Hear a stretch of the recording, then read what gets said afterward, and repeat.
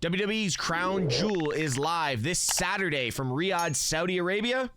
Here are my predictions. Sami Zayn versus the human Funko Pop that is JD McDonough. Sami Zayn is in a weird spot in his life right now because this time last year he was like the little mole in the bloodline. We all knew it, but we couldn't say it because it was just such a good storyline and Sami Zayn was so over.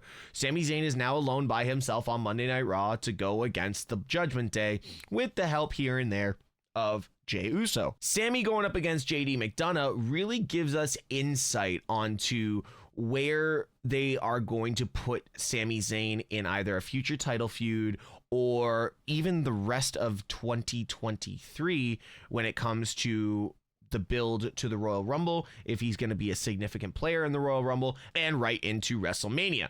So I look at this as the decision maker. Even though it is on the pre-show, I see this being a decision maker. Are we going to push Sami to help kind of break up the Judgment Day and be that little helix that the Judgment Day needs to start falling apart? Even though the interior of Judgment Day, the walls are caving in as it is. I think this is a big play for Sami Zayn, but JD McDonough really needs to prove himself as well. He's been welcomed in, we think, to the Judgment Day. He's still not wearing their merch, but he's been welcomed in, so he needs to prove himself as well. So with this one, I think it's going to be a screwy finish with Finn Balor causing an upset and JD McDonough winning this, but I do see a potential feud being built here between Sami, Finn, and JD moving forward. So for me, JD McDonough wins this with help from Finn Balor. EOS Sky, accompanied by Dakota Kai and Bayley, versus the EST of WWE, Bianca Belair. This feud definitely stems from EOS Sky's cash-in of her Money in the Bank contract at SummerSlam on a new WWE Women's Champion in Bianca Belair. I think Bianca Belair held it for like less than a minute. EOS Sky came running in to just steal it away from Bianca Belair. To be honest, EOS Sky's title reign has not been something to really get hyped up about, but she has had some banger matches. But with everything that is Damage Control, we keep seeing the interference from Bayley, and it's more about Bayley than it is actually about EOS Sky. WWE, I don't know if this is supposed to be how the writing is supposed to be on the wall, or if this is how they are trying to build EOS Sky and a Bayley feud. I have no idea. But at the end of the day, the title has not really meant anything. With that being said, I can't believe I'm saying this. I believe that the title would be much better represented on Bianca Belair, with the potential of a feud again with Charlotte or Asuka at Survivor Series. I don't know. It's just getting stale for me. I love EO in the ring, but right now I just don't feel that is the person to be holding the WWE Women's Championship. So my pick is Bianca Belair. The apparent greatest of all time, John Cena versus Solo Sikoa in a one-on-one match. I do believe this is Solo's first ever solo match on a premium live event since joining the Bloodline back at Clash at the Castle last year, and John Cena also hasn't won a premium live event solos match in 2,000 days, if I'm correct in saying so.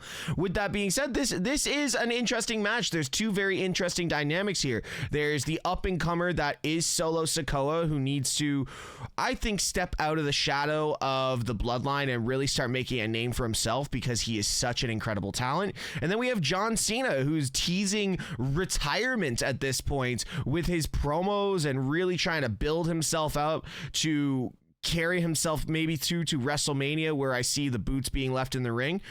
But for this match, it's a complete two ends of the spectrum, which always makes for great storytelling. I really believe that Solo Sikoa is the future of WWE, and the way he moves, the way he performs, and we can't forget he's actually very good on the mic. So with that being said, I don't see John Cena getting this win. I see this being more of the quote downfall of John Cena, but more of John starting to realize he just can't go with the younger guys anymore. And actually, that's not a shot at John Cena. That's just saying he's finally gonna like hand it over to someone else, and who better than the enforcer of the bloodline in Solo Sikoa to put a little wrinkle in the mind of Roman Reigns, thinking, I gotta watch out for this kid because he's getting a bit too powerful. So for me, I got Solo Sikoa on this one. Rey Mysterio versus Logan Paul. I made a video about this on my YouTube channel. Make sure you check the description below. That Logan Paul winning this match is inevitable. Rey Mysterio does not need the US title, and right now I don't believe, for what they've built the mid-card titles to be, it is right for it to be on Rey Mysterio. With that being said, you are not going to sign Logan Paul to a multi-match contract and have him come in and never win anything. This is Logan Paul's time. Prime is booming.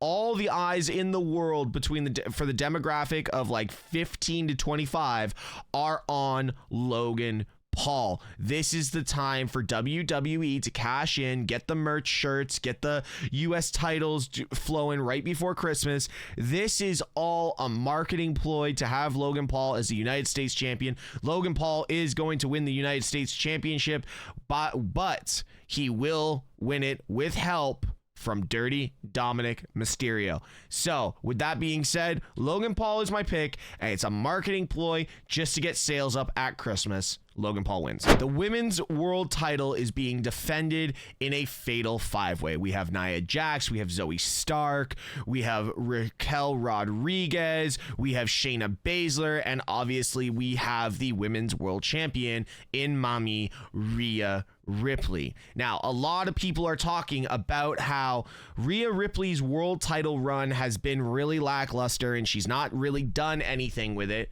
but let's sit back and think of everything that has happened since Rhea Ripley won at WrestleMania. The women's division has been completely depleted when it comes to quality women's top wrestlers that can go against Rhea Ripley and make a storyline fit. Becky and Trish were locked in that ridiculous feud almost since WrestleMania. Then you had no Nia Jax, you had injuries to Shayna, you had injuries to Raquel, Liv Morgan's out, Alexa Bliss is off pregnant.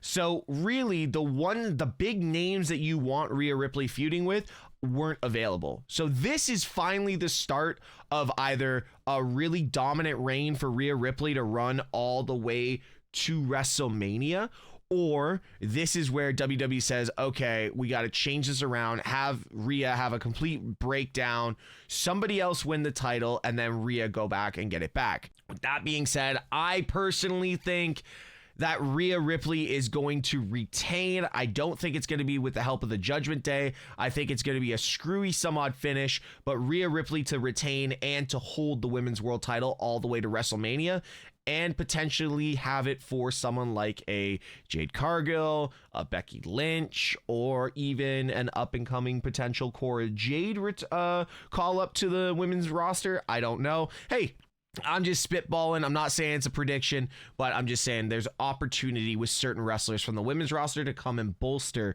the Monday Night Raw roster. So Rhea Ripley to retain. The American Nightmare Cody Rhodes versus Senior Money in the Bank Damian Priest.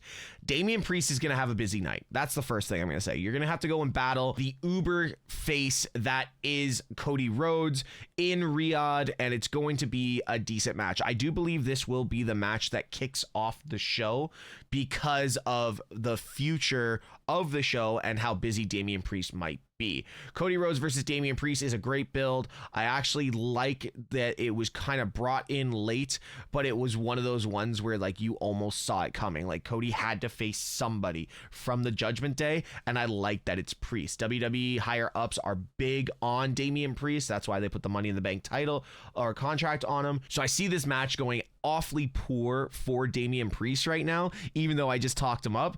I see this going Seth Rollins versus Randy Orton, where Seth Rollins did cash in at the heist of the century later that night. I think they're going to book it that way. So I do see Cody Rhodes beating Damian Priest in this match. But like I said, Damian Priest is going to have a very busy night. So Cody Rhodes with the W in this one.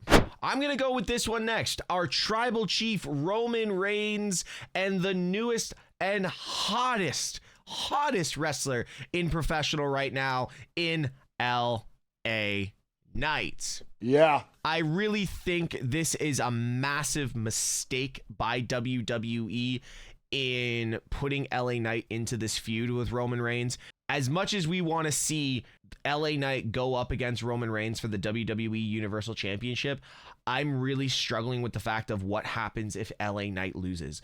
Does it cool him off completely because it's the only championship he can really go for with him being so hot right now? Now there's also a lot of rumors out there that Roman Reigns is taking another break up until the Royal Rumble. Well, I don't think the fans are going to be okay with not seeing a top title on SmackDown again. So is this an inkling that Roman's just said, okay, I'm good with what I've accomplished, I can drop the title now? And if that being said, and LA Knight wins the WWE Universal title in Saudi Arabia, it is going to be one of the biggest upsets we have ever seen, even though LA Knight is the guy we all want. Now, my prediction is exactly what I just said.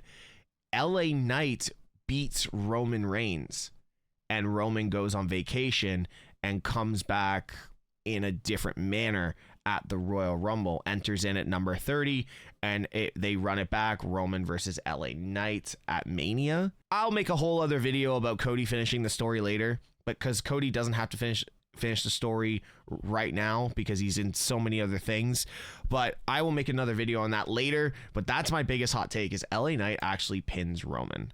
You guys can crucify me in the comments, I don't care, but let me know how much of a hot take that is. But I think LA Knight does beat Roman Reigns. Seth freaking Rollins versus Drew McIntyre. This is interesting because this is my two favorite current wrestlers on the Monday Night Raw roster going up against each other. And personally, I don't care who wins. Who do I want to win and who wins? It doesn't matter because these two both deserve to be in the spot they're in. Seth Rollins does need to get a rest and needs to take a break. He's been going 100 miles an hour with injuries and he needs to get fixed up. That's the first one.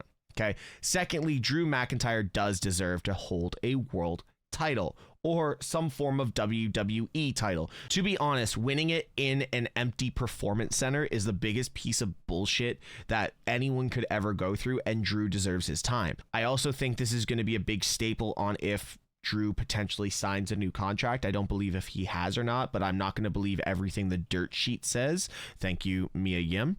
But I will say that it doesn't matter who wins this match. It just matters for the fans and for the wrestlers involved who can carry the title to WrestleMania. On that note, my prediction, Drew McIntyre wins in Saudi Arabia, and we have a massive night. This card is massive. This entire show is massive. We have 8 matches that could blow the roof off, and I'm looking forward to every single one of them. But I'll tell you right now, I think Drew McIntyre walks out as world champion and Seth Rollins takes a break right into maybe Royal Rumble. I don't know if he goes for his surgery, but I do think Seth Rollins definitely takes a massive break. Guys, that was a mouthful. That was a lot. Let me know. Don't forget, I will be live on twitch.tv/MrTeshk for all of the pre-show, running through all of the Saudi event at Crown Jewel. I can't wait to see you guys there. Let me know in the comments, and don't forget to like, subscribe, and put the bell on for all notifications that are my channel. And like always, be good people.